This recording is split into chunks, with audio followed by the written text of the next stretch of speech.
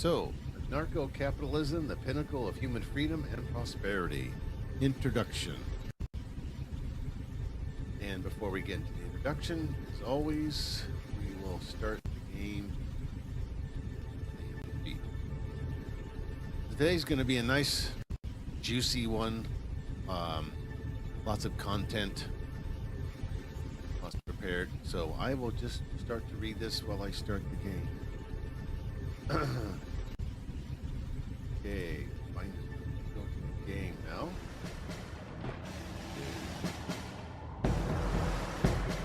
And EU. There we go. Fast connection. So we'll get to the introduction and we'll just jump right in here. Give me a minute.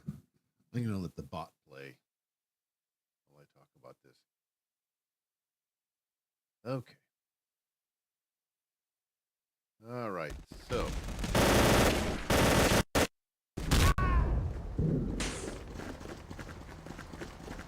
All right. I joined the Weimar. Okay. So, introduction. An era marked by escalating government overreach, economic stagnation, and social division, the search for a superior societal framework has never been more urgent. Anarcho-capitalism, often misunderstood as mere chaos or lawlessness, emerges as a compelling alternative. Rooted in the principles of voluntary exchange, individual sovereignty, and free markets without the coercive apparatus of the state. Anarcho-capitalism posits that human flourishing is best achieved when individuals are free to pursue their interests unhindered by centralized authority. In this topic,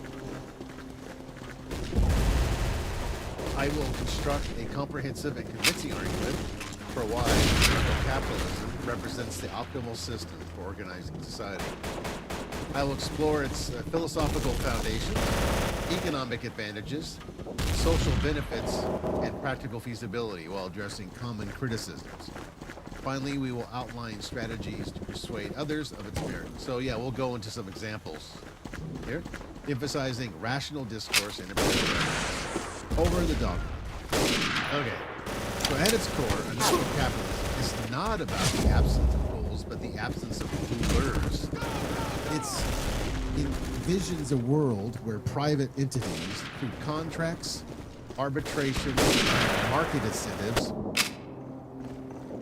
provide services traditionally monopolized by governments, such as security, justice, and infrastructure.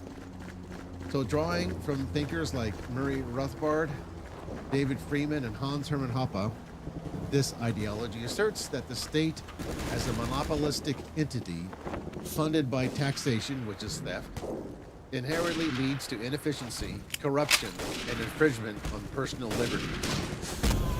By contrast, anarcho-capitalism leverages the invisible hand of the market to align self-interest with communal well-being, fostering innovation, peace, and prosperity. Okay.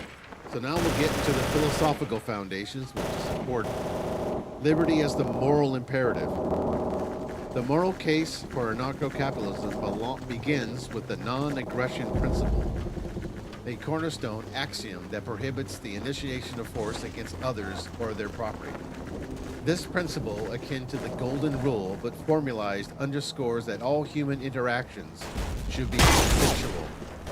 Governments, by their nature, violate the NAD through taxation, conscription, and regulation, acts that would be deemed criminal if performed by private individuals.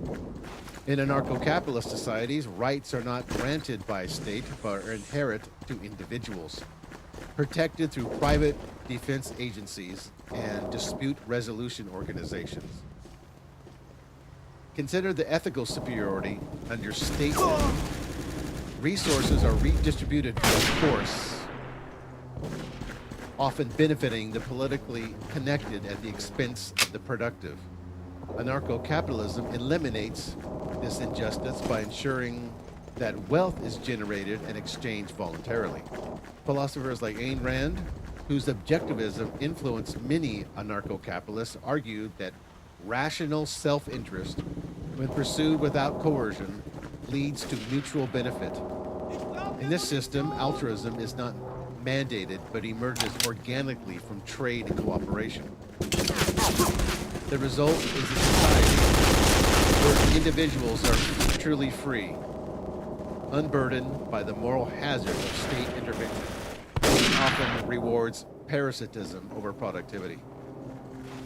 Of course, critics may label this as selfish, but history refutes them. Voluntary systems, such as mutual aid societies in the 19th century or modern crowdfunding platforms, demonstrate that compassion thrives without compulsion. Anarcho-capitalism thus aligns with human nature or innate drive for autonomy and reciprocity, making it not just morally superior, but psychologically. Economic advantages. Economically, anarcho-capitalism outshines all alternatives by harnessing the power of unfettered markets. Without government monopolies, barriers to entry dissolve, allowing competition to drive down costs and spur innovation. Imagine security provided by competing firms. Customers can choose providers based on reputation, price, and effectiveness, much like selecting insurance. Poor performers will go bankrupt, ensuring high standards without bureaucratic oversight. Empirical parallels abound. Hong Kong laissez-faire policies in the mid-20th century transformed it from a barren rock into a global economic powerhouse, with the per capita income skyrocketing due to minimal regulation. Similarly, the cryptocurrency ecosystem, decentralized and stateless, has revolutionized finance, enabling borderless transactions and financial inclusion for civilians. In an anarcho-capitalist world, such innovations would proliferate across all sectors. Contrast this with socialism or mixed economies, like the United States, where central planning leads to misallocation of resources, as seen in the Soviet Union's collapse or Venezuela's hyperinflation. Even welfare states like those in Scandinavia rely on capitalist wealth generation burdened by high taxes that stifle growth. Anarcho-capitalism avoids these pitfalls by privatizing everything. Roads built by toll-collecting companies would be maintained efficiently, and environmental protection enforced through property rights, where polluters face lawsuits from affected owners. Quantitatively, studies from the Fraser Institute's Economic Freedom Index shows that nations with freer markets enjoy higher GDP growth, lower poverty rates, and better environmental outcomes. Extrapolating to a stateless society, the absence of taxes, which consume 30 to 50% of income in many countries, would liberate capital for investment, accelerating technological progress and lifting living standards globally. Moving on to the next section, social benefits, harmony through decentralization. Socially, anarcho-capitalism promotes peace and diversity by decentralizing power. Without a state to wage wars or enforce uniformity, conflicts arise only from individual disputes, resolved through arbitration rather than violence. Private courts, competing for clients, would prioritize fair, speedy justice, reducing the incarceration rates plaguing statist systems. E.g., the United States has 5% of the world's population, but 25% of its prisoners. This system fosters inclusivity. Communities conform around shared values, freedom of association and freedom of disassociation, religious enclaves, eco-villages, or urban hubs, without imposing on others. Immigration will be managed by property owners, avoiding the welfare state magnets that fuel backlash. Education, healthcare, and charity will be market-driven, tailoring services to individual needs and incentivizing quality. Addressing inequality, anarcho-capitalism argues that true disparities stem from cronyism, government favors to corporations rather than markets. In free systems, wealth occurs to those who create value, but philanthropy and competition prevent monopolies. Historical examples like the stateless Icelandic Commonwealth, 930 to 1262 AD, illustrate how customary law and private enforcement maintain order for centuries. Now, come to the practicality, validating the system, practical feasibility, and countering criticism. Skeptics often decry anarcho-capitalism as utopia, fearing warlordism or exploitation. Yet, feasibility is demonstrated by real-world analogs. Private security guards outnumber police in many countries. International arbitration handles billions in disputes annually. Transitions could occur gradually through seasteading, charter cities, or blockchain-based governance, bypassing violent revolutions. Common objectives include public provisions. Markets can supply these via bundling. Lighthouses funded by port fees or reputation incentives. National defense, competing agencies form alliances as mutually assured destruction, either aggression. Environmental concerns, property rights, internalized externalities, proven more effective than regulatory failures like the Flint water crisis. In essence, anarcho-capitalism is not naive. It recognizes human flaws, but channels them productively through incentives, unlike states that amplify them via concentrated power. Now the convincing, for the strategy or persuasion. To sway skeptics, persuasion must be emphatic, evidence-based, and incremental. So we begin with the common ground. We'll highlight like shared frustrations with government, inefficiency, corruption, and overreach. We all can agree with that. Endless wars, ballooning debt, or regulatory capture. I will frame anarcho-capitalism as the extension of beloved freedoms like free speech or entrepreneurship, rather than radical overhaul. So we also can use storytelling. We can share narratives of successful stateless experiments, such as American Wild West, where order prevailed via private means, or modern crypto-anarchist communities. I can employ analogs. I can compare government to mandatory monopoly, like a single grocery store chain, to illustrate why competition breeds excellence. Here we'll leverage data. That's another persuasive argument. I can cite economic studies showing correlations between freedom and prosperity. And I would recommend accessible books like Rothbard's for a New Liberty or Friedman's The Machinery of Freedom, so we can deepen the understanding here. Dialogue. We can engage the dialogue. We can ask questions like, what if we can opt out of services we don't want? We can reveal inconsistencies and status views, and avoid confrontation. Instead, demonstrate through personal examples. So yeah, it's another way, using decentralized tech like Bitcoin to show voluntary systems in action. Okay, Bitcoin. And influencers, that's another thing we can do. Educate libertarians first, then expand to disillusioned conservatives and liberals via podcasts, social media, and think tanks. And that's what I intend to do. Build coalitions around issues like criminal justice reform or anti-monopoly efforts. So finally, we can emphasize hope. Anarcho-capitalism isn't about destruction, but creation. A world where innovation solves problems governments exacerbate.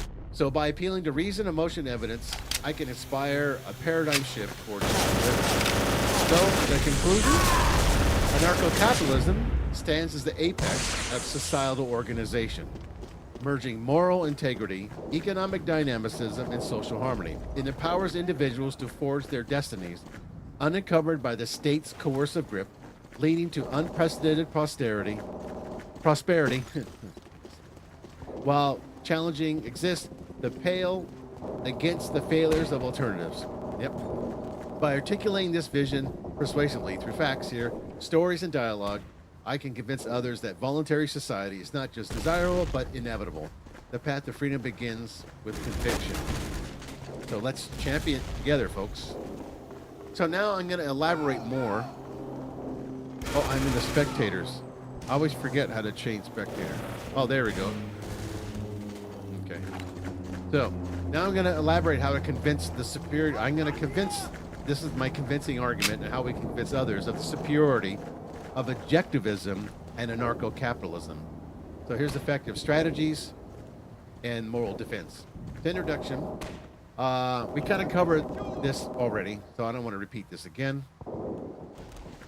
So, part one, effective ways to convince others. Convincing skeptics requires more than reciting doctrines, or it demands empathy, evidence, and engagement. So here are some proven and innovative strategies, I think, grounded in psychological principles and real-world advocacy experiences. So we can start by shared values and build incrementally, okay? So why does this work? People resist radical ideas that clash with their worldview. So by beginning with universally appealing concepts like personal freedom or justice, I can create a bridge to more contentious elements. Okay, so we got bridging, and then we got application. So we ask questions like, do you believe individuals should be free to pursue their own happiness without harming others? This echoes objectivism emphasis on rational self-interest. So we can gradually, from there, we can gradually introduce anarcho-capitalism by contrasting voluntary cooperation with state coercion. For instance, we can use analogies.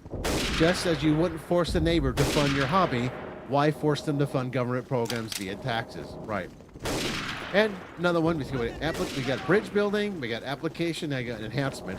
Tailored to the audience here, for progressives, highlight how anarcho-capitalism eliminates corporate cronyism, a byproduct of state intervention.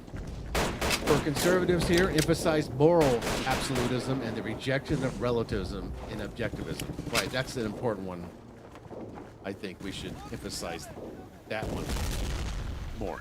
And now we can go to leverage storytelling and real-world examples. So why does this work? So narratives humanize these abstract ideas, right? We make them relatable and memorable. Objectivism's literary roots, Ayn Rand's novels, Aldous Shrugged and The Fountainhead, provide the best templates. So application here. The stories that we can share are entrepreneur success under free markets, such as the Silicon Valley's innovation boom, which thrives despite not because of regulations. Contrast with failures of statism like Venezuela's economic collapse under socialism. For anarcho-capitalism,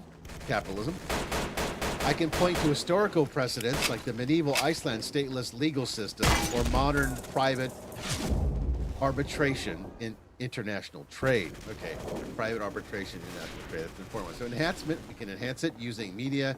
We can use podcasts, videos, or infographics to depict dystopian state overreach, surveillance states, East Germany, China, versus utopian voluntary societies. I can recommend fiction that embodies these ideas and encouraging an emotional investment before the intellectual debate. So storytelling is important here. So choose your stories and analogies appropriately. I think Michael Mouse does a pretty good job of that. So why does so now we employ Socratic questioning to expose inconsistencies.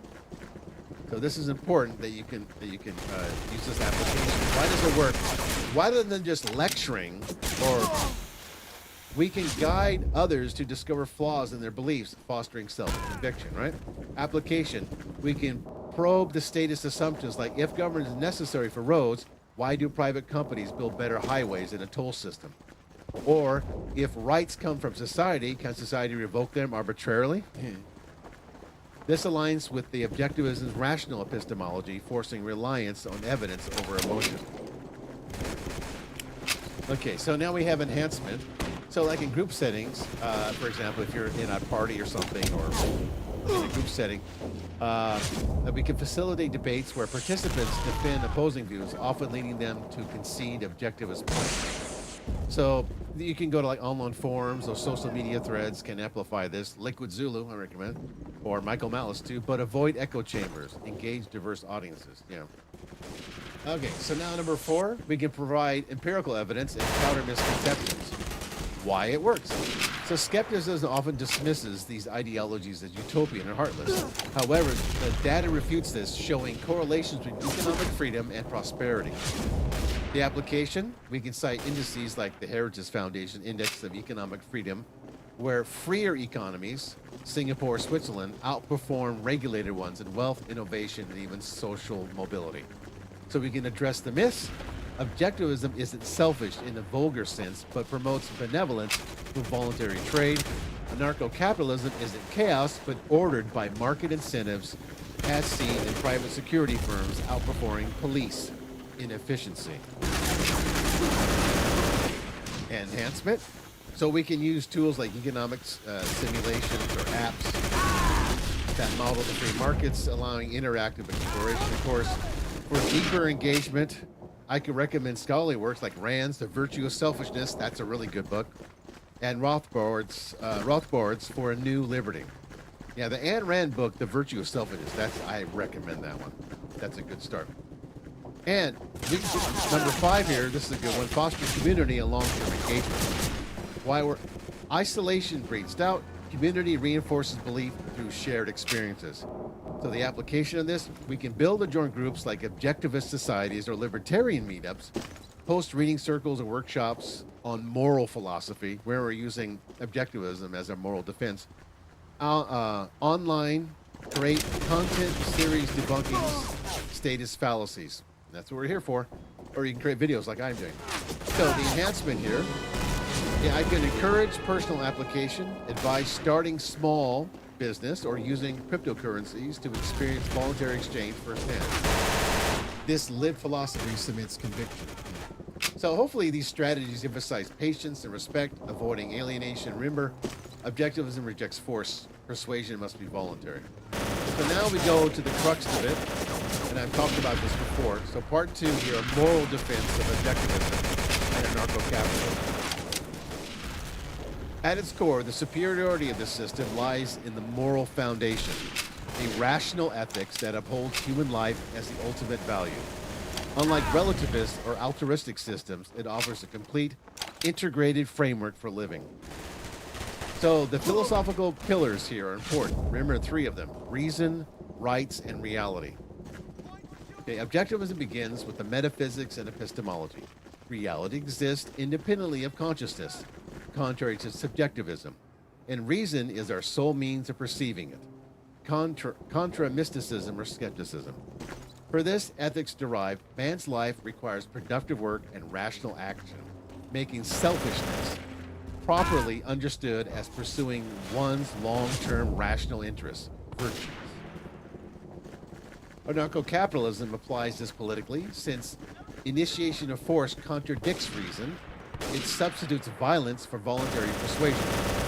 No entity, including the state, has a moral right to coerce. Governments funded by taxation, theft, and enforcing monopoly violate individual rights. Instead, all interactions must be consensual, with markets providing a service via competition. So this integration makes the system complete. It spans from personal ethics to global economics without contradictions. Contrast with socialism, which demands self-sacrifice, yet relies on productive individuals, or minarchism, limited government, which inconsistency allows some coercion. And here, move on to the next part here, moral superiority, defending against common critiques. The common critique is it's moral to prioritize self-interest. Defense, altruism, the dominant ethic, demands sacrifice for others, leading to resentment and dependency. Objectivism, rational egoism, promotes trade. I win only if you win too. This fosters genuine benevolence, helping others from abundance, not duty. Empirically, capitalist societies donate more to charity than socialist ones, as prosperity enables generosity. Now we get to depth. So consider the moral inversion. The moral inversion is statism treats individuals as means to collective ends, echoing Kantian duty of ethics. Objectivism restores man as an end in himself, aligning with Aristotelian flourishing through virtue. I was going to say is the eudaimonia. Now, critique. Without government, society descends into chaos. That's a common myth. Defense, anarcho-capitalism posits private defense agencies, PDAs, competing to protect rights, bound by market reputation, disputes resolved via arbitration, not monopoly courts. Historical evidence in the American Wild West, private law often prevailed peacefully. Moral state monopolies incentivize corruption, wars for profit, while markets punish inefficiency. We punish the irrational actors. Depth. The non-aggression principle is absolute. Force only in self-defense. This moral clarity prevents the ethical relativism of democracy, where majorities impose on minorities. All right. Critique. It ignores the poor and vulnerable in defense. Poverty stems from barriers to production, not lack of redistribution. Free markets lower costs.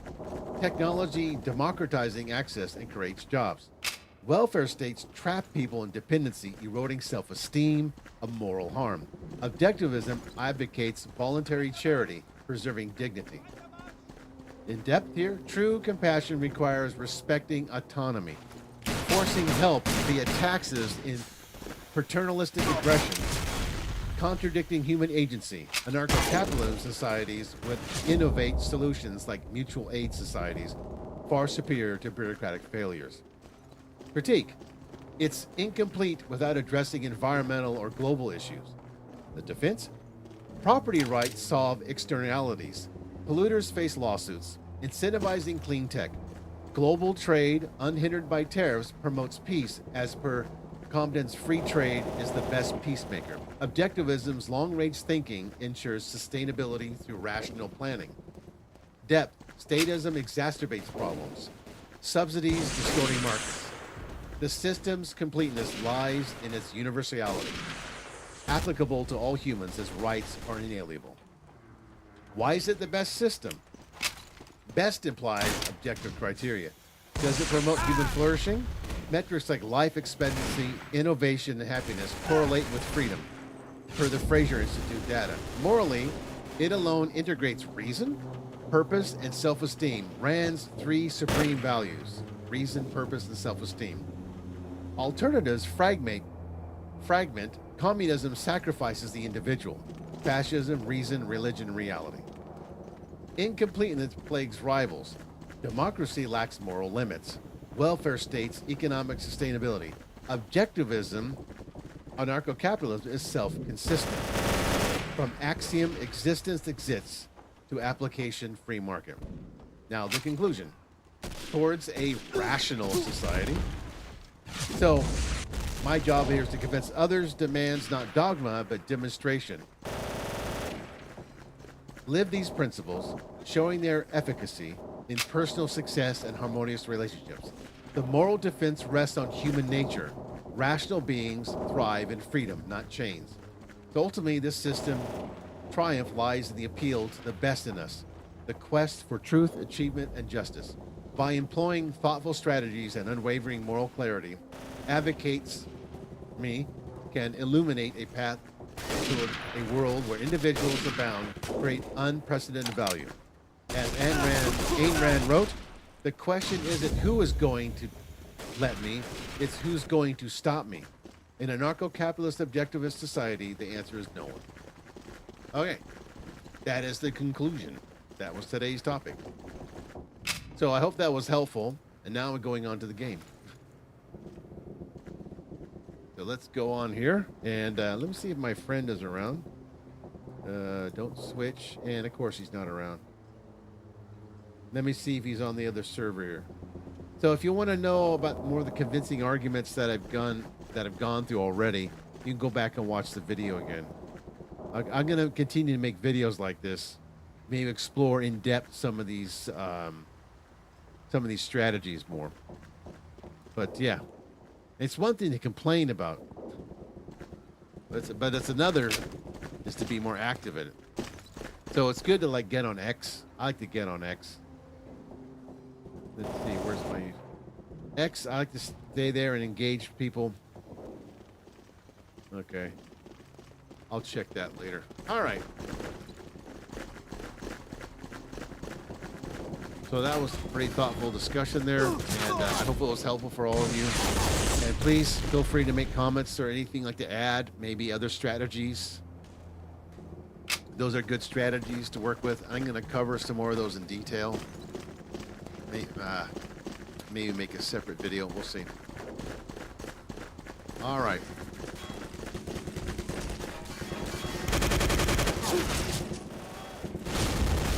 Guy's just camping there. Okay. So that took me about, like, I'm just trying to calculate here. It took about 15 minutes for each topic. I got finished in 30 minutes. So is it possible to create two 15-minute videos? Okay, let's win this match here. Wow. Let me turn the heater off. Okay. So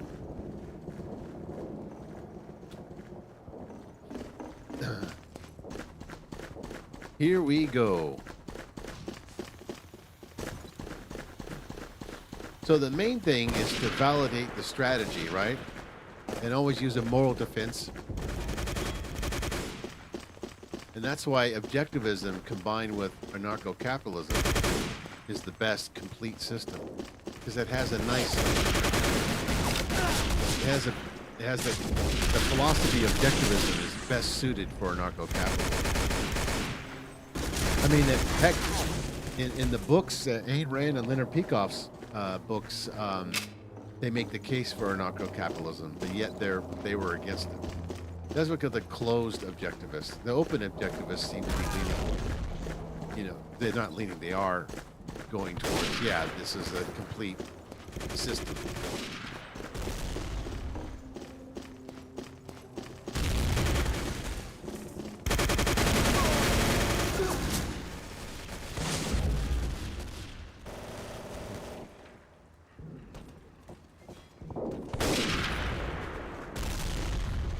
All right. Did they vote for a new map? I wasn't paying attention. I was reading it.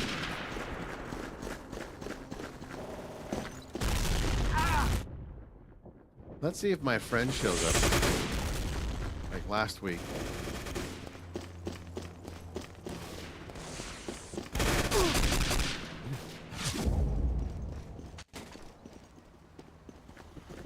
No. It'd be nice if I could talk to him.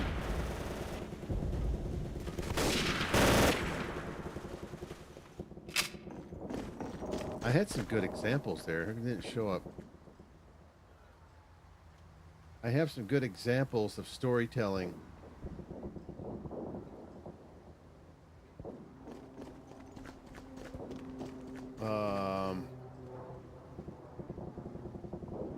Where did it go? Let's see if I can find it. Oh no, it's not in there. Why isn't it? Let me go to the... that's weird. Now, see, another topic I want to explore is the medieval Iceland as a premier example of anarcho-capitalism. So an in-depth examination. That's good. I mean, if you want to hear that now, I have two separate topics here. One about the Icelandic, and then one comparing to the Wild Wild West. These are rather long. And, okay, so some of the, let's see, good examples. Okay, so. I'm going to take a look here. Oh, yeah, I still have about the Wild Wild West Iceland. Okay, we did that. Then we're going to get the Wild West medieval. I think we'll save that for next time. Because that's rather long. It's really depth. So, the thing I want to cover. Let me cover some examples of fictional storytelling, examples of anarcho-capitalism. So, again, repeat, anarcho-capitalism, with this emphasis on voluntary markets, private property in the absence of commercial state. This has inspired various works of fiction across genres like science fiction, dystopian novels, and alternative histories. These stories often explore how such systems might function in practice, highlighting themes of individual liberty, entrepreneurship, and decentralized order. So below, here I will outline some prominent examples from literature. The most common medium for these depictions And I recommend reading this book along with brief summaries of how they illustrate anarcho-capitalist principles. However, note that while some of these are explicitly anarcho-capitalist, others incorporate strong elements of it within broader libertarian frameworks. So we'll focus on the well-known ones. So, The Moon is a Harsh Mistress by Robert A. Heinlein, 1966. So it's science fiction. The story overview, it's set in a colonized moon. The novel follows a revolution against Earth's authoritarian control. Lunar society operates as a de facto anarcho-capitalist system where private contracts, mutual aid, market-driven services replace government functions. Everything from air and water supply to dispute resolution is handled by competing entrepreneurs and voluntary associations. So here are the anarcho-capitalist elements. This book showcases the Tans Steffel, there ain't no such thing as a free lunch principle, emphasizing personal responsibility and free markets. Private defense agencies and arbitration prevent chaos, illustrating how incentives can maintain order without state. So why is this a good example? The Moon is a Harsh Mistress. It's often cited as a classic in anarchist sci fiction. It provides a vivid, optimistic portrayal of stateless capitalist societies thriving in a harsh environment. Okay. I have 5? Okay. So number 2, Snow Crash by Neil Stephenson, 1992.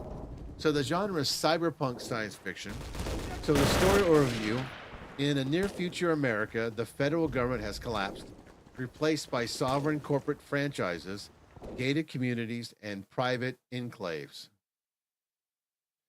The protagonist, a hacker and pizza delivery driver, navigates this fragmented world while uncovering a global conspiracy involving mind-altering virus. And the anarcho-capitalist elements here, nation states are obsolete, with security, law, and infrastructure provided by competing private entities. So the mafia as a corporation, or the government is the mafia. Property rights are enforced through technology and contracts, leading to hyper-innovation, but also inequality and turf wars. Okay, so why is this a good example? Snow Crash. It humorously exaggerates anarcho-capitalist ideas, showing both the creative potential and virtual economies and pitfalls, monopolistic tendencies, making it accessible for discussions on market-driven societies. Okay, so now going to example 3, The Probability Broach by Neil Smith, 1980. So the genre is alternative history science fiction. So the story overview, a detective from our world crosses into a parallel universe where the U.S. whiskey rebellion succeeded, leading to full anarcho-capitalism North American Confederacy. Society flourishes without government, with advanced technology and personal freedoms. So the anarcho-capitalist elements in the probability broach, all services, including courts and defense, are privatized. Conflicts are resolved via arbitration. And the economy booms through unregulated innovation. Animals even granted rights in this libertarian utopia. Why is this a good example? Snow Crash, explicitly designed as anarcho-capitalist propaganda, it contrasts our status world with the idealized voluntary one, and using adventure to argue for the system's superiority. Okay, 2 more examples. Alongside Night by Neil Schulman, 1979. So it's a dystopian thriller. The story overview, amid hyperinflation and economic collapse in the U.S., a teenager joins an underground network of angarists, market anarchists, who operate a parallel economy using gold and barter. The story builds to a revolution against the failing state. The anarcho-capitalist elements of Alongside Night, it depicts agorism, counter economics as a path to anarcho-capitalism with private currencies, black markets, and voluntary cooperatives, replacing government. Security is handled by competing protection agencies. Why is it a good example, The Alongside Night? Adapted into a film in 2014, it serves as a narrative blueprint for transitioning to stateless society, blending action with economic theory. Okay, last example, The Stone Canal by Ken McLeod. I butchered his name. Sorry. Genre: science fiction, part of the Fall Revolution series. Story overview: in a future where humanity has spread to other planets, the novel explores a clone protagonist's life in New Mars, an anarcho-capitalist colony. Political intrigue involves AI, cloning, and ideological conflicts between capitalists and socialists. The anarcho capitalist elements of the Stone Canal: the society runs on pure market principles with robots and contracts governing everything. Law is polycentric, enforced by private firms, and innovation drives rapid progress.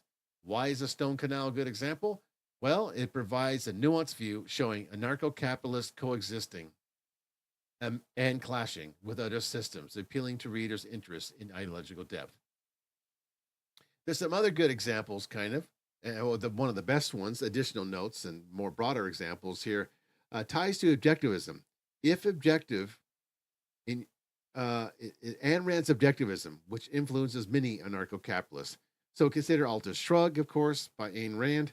While Rand herself advocated minarchism, limited government, the hidden valley of Galt's Gulch functions as a voluntary anarcho capitalist enclave where creators live by rational self interest and free trade, free from state interference. Here's another one, another media and film, V for Vendetta, 2005, has anarchist themes, but leans more towards general anarchism than capitalism. Video games like EVE Online, 2003, simulate anarcho-capitalist economies through player-driven markets and corporations in space. For shorter stories, check the anthologies like Free Space, edited by Brad Weaver. Boy, I butcher these names, which includes tales of libertarian futures. The caveats, however: many of these stories works are speculative and often idealistic or cautionary. Well, they kind of have to be idealistic because it's a story. You got to sell a story, so put that little idealistic tinge in it, flavor. So, of course, reflecting authors' biases. Well, of course, we all have biases. For more comprehensive lists, libertarian resources like Goodreads or Quora discussions. How do you say Quora? Quora? I don't know. Compile hundreds of titles, blending anarcho-capitalism with broader libertarian fiction. So these examples I showed can serve as engaging the entry points in discussing anarcho-capitalism, so I recommend them. And they use a good narrative to illustrate concepts like private arbitration and market incentives in ways that essays cannot. If you like summaries or recommendations for similar works or examples for specific genres, let me know. So again, to recap the examples here: The Moon is a Harsh Mistress is a good book. The Snow Crash, The Probability Brooch, Alongside Night, and The Stone Canal. There were two in their movies here. We also have Altus Shrug, V Vendetta, Eve Online. Which was the one that made into a movie? 2014, yeah, Alongside Night. All right. So that's it for that. And I'll cover the Iceland and the Wild Wild West next time. That's more in depth. That one we hear, and we've gone almost an hour with this. So let's get to playing now.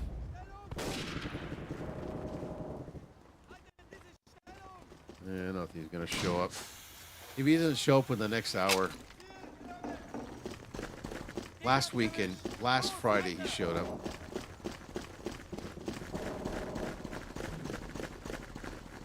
How many? We only have 3. Okay. We'll get the Wolf ET after this then. All right, so hopefully those examples are good. Those novels and the movies. That's a good starting point. Highly recommend those. And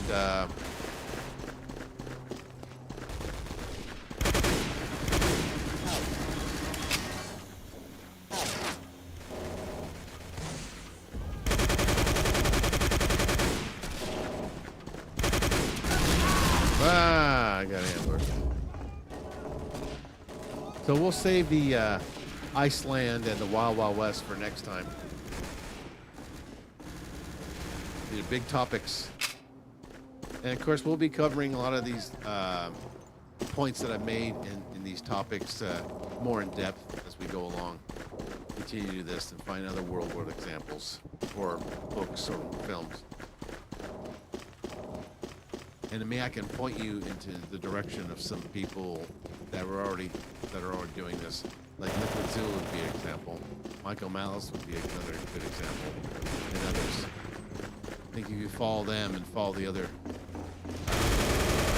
it will lead. Yeah. Hopefully, you don't want to get stuck in a bubble. That's the thing.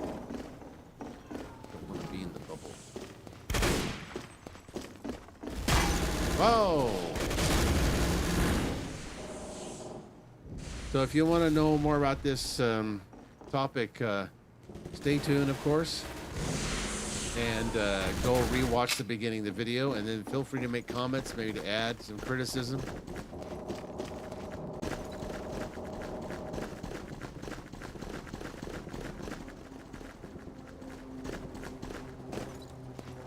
Okay.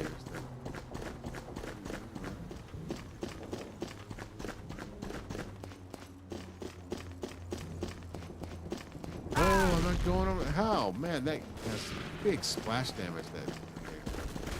Those grenades.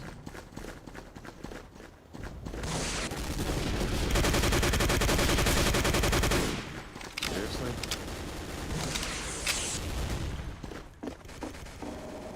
Nice kitchen.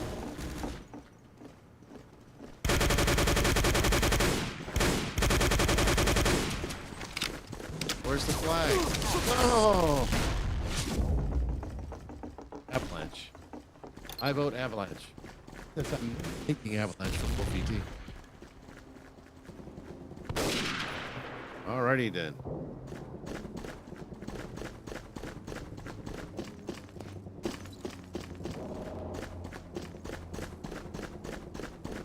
I should probably see that movie too. I don't think I've ever seen it.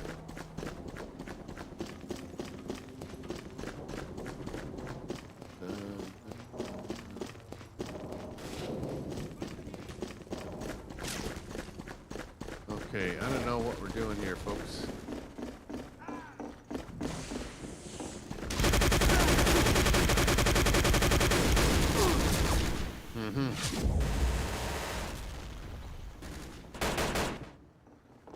Maybe I should just go play Wolf ET then. Let me check the server before I do that. Let's see. It looks crowded. Friday night. It's more crowded than what I see. Yeah, it doesn't look too bad. A lot of people and spectators. Ooh boy. Let me check.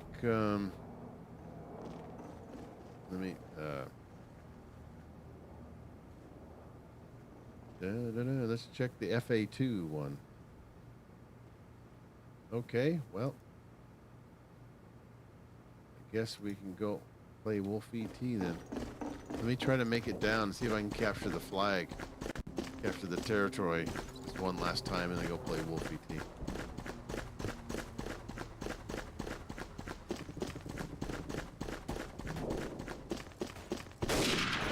Okay, what are you doing?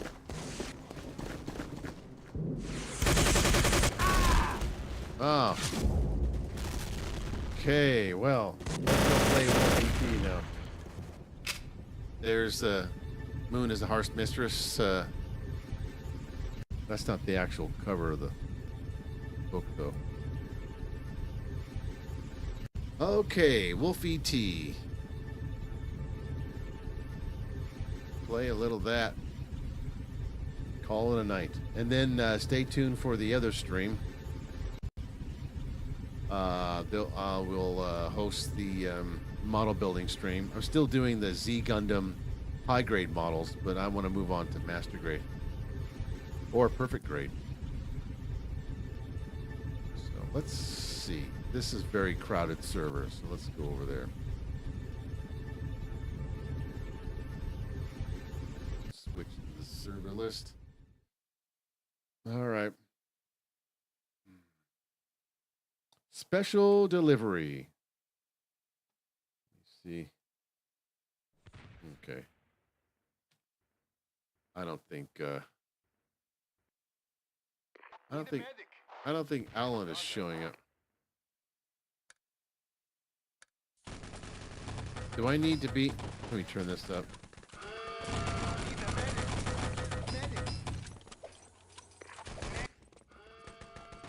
Okay, what are we doing? We gotta get. Okay, do we steal? Oh, somebody has the. Rampage! Well, we don't have to go down there. Get out of the way. Reinforce the offense. They've returned the second gold crate. Oh no! Objective secure. Go get that gold crate. Objective killing. We've got the second gold crate. Let me see who got it. Yeah, bot.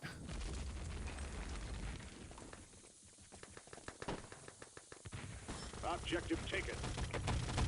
I need backup. Objective taken. Objective taken. They returned the second gold crate. Is this map Oasis? Oh, come on. Yeah, I don't think Alan's showing up tonight. 30 seconds. Come on. We got 30 seconds. Bots are terrible on this map. Objective taken. All right.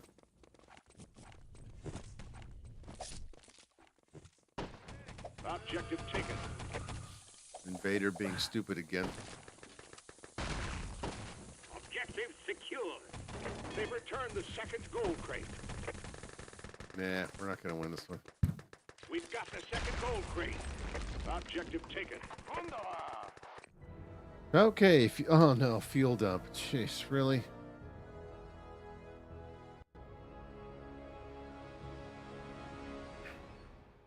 Oh, yes. Bots fail. Fuel dump. Ah, I don't want to play that.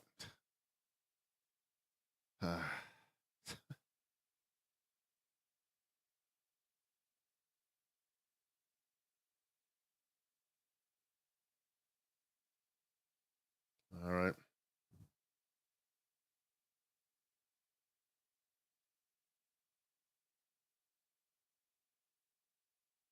Prepare to fight.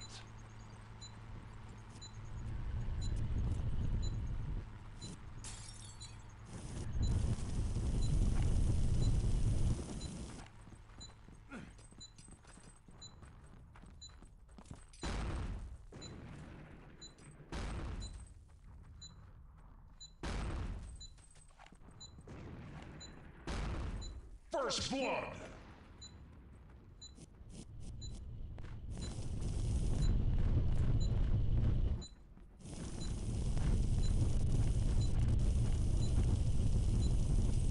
I'm instructed. Fight. Construct the bridge. Okay. Let's get to fighting then. Construct the bridge. Get out of the way. First blood. So we have a bridge to construct.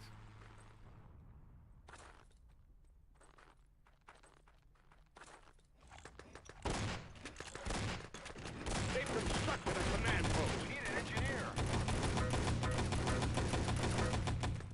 Need an engineer. Uh-huh. Need a medic. Get me up I need a medic. so I can destroy the command post. Okay. Okay, they plant the dynamite here. What is going on here?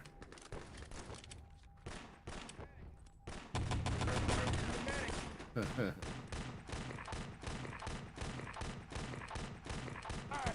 engineer. We destroyed the tunnel grate. Oh, we already destroyed the tunnel grate. That's fast.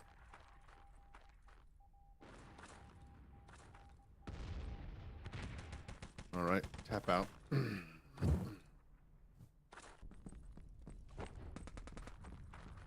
Oh, come on. Reinforce the bridge. Hello.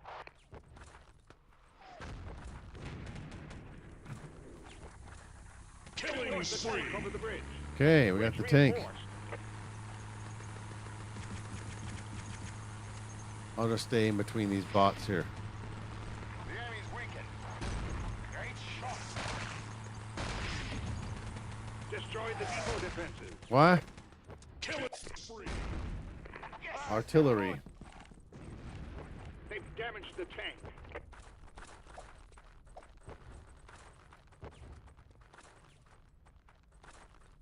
Damage the tank. Let's go undamage the tank.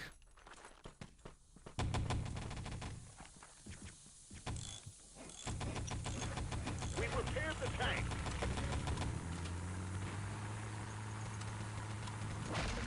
God. Panzerfaust. I was killed? How was I killed? Didn't say I was killed. Was that run over by the tank? Hello. Hello. Escort the tank to the depot gate. Destroy construction. Construct the command post. What happened? Killing spree. Okay, so we got in. 9. I need backup. Here, these guys are gonna... We're gonna get bombed by artillery. Thanks. They've damaged the tank. Dynamite planted. Hello. We've repaired the tank. Alright, let's get through the tunnel. Dynamite planted. Rampage.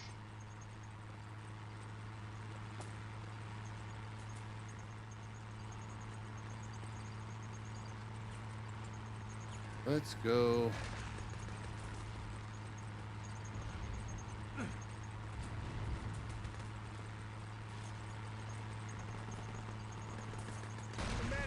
All right. You guys, let's see if we can get the command post. Whoa! Still had to shoot me. You got a knife lost. Need a medic. Thank you.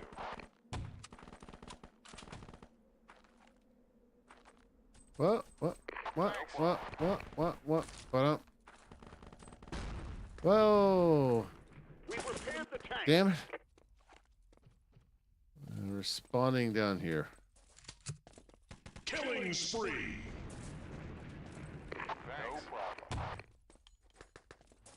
I'll see if I can build a command post. I need a medic. 9. No problem. Jesus. Your landmines. He's just camping there. All right. The enemy's weakened. I need a medic.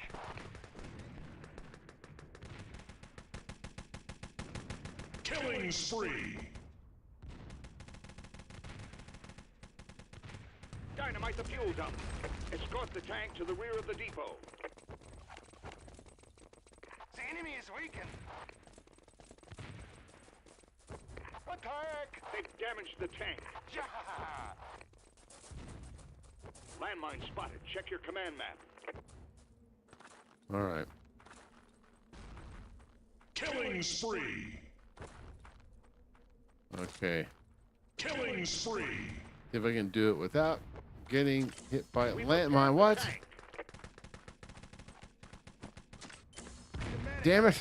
I need a medic. I need a medic. The enemy's weakened. Thank you. Oh, I can get the... Hurry up, build. Command post constructed. Yay. Killing spree. Command post wanted. The enemy's weakened. Oh. Negative. Landmine spotted. Check your command map.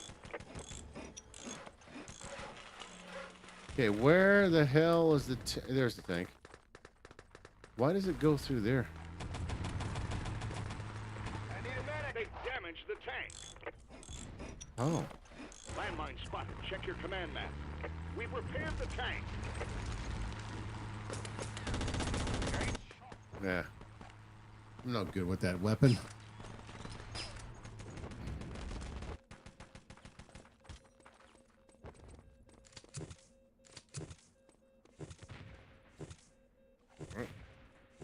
We're going pretty fast here. There it is. Killing spree. Need a medic. I'm a medic. God damn it. They've damaged the tank.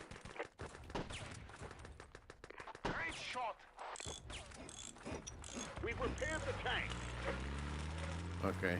Killing spree. I'll escort the tank this way.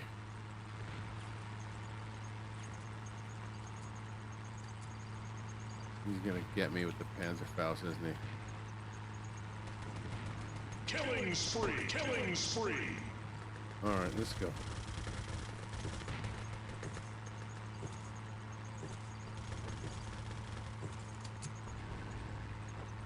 Hello.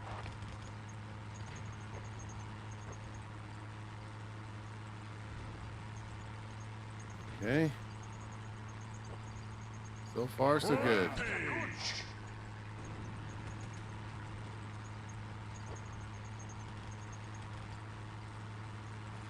Hello. Thank you.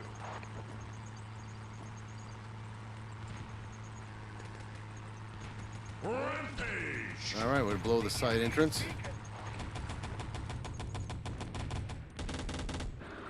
All right. Dynamite the fuel dump. There you go. Sidewall breached.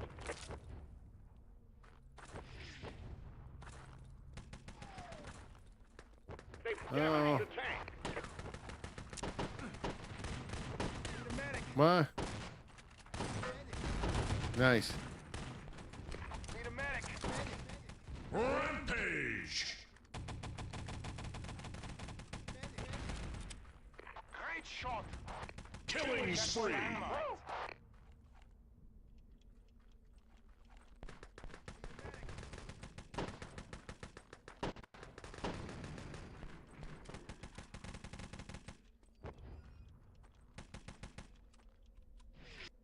Thank you. All right. Killing spree! Probably get one plant on there. Go to the back way.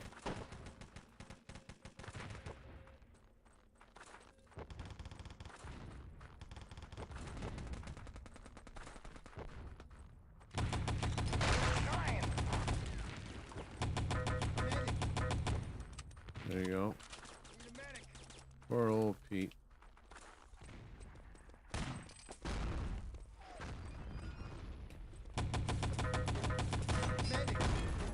Negative.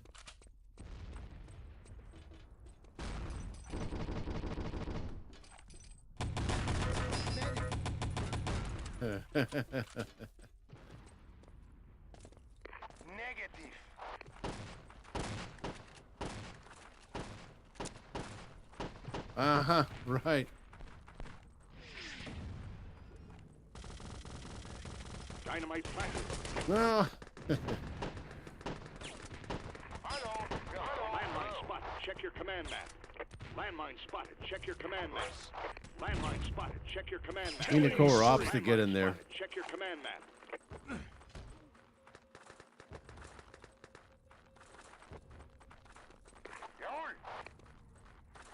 Landmine spotted. Check your command map. Killing spree! Depot defenses destroyed. Negative.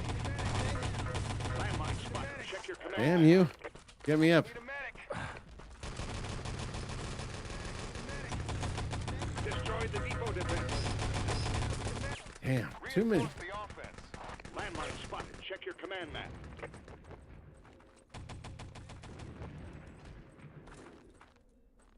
Let's try another approach.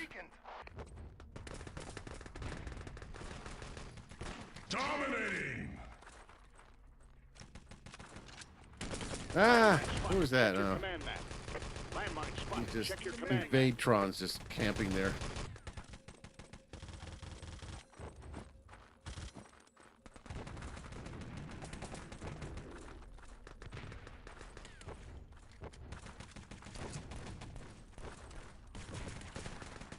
Killing spree! Ah, damn you.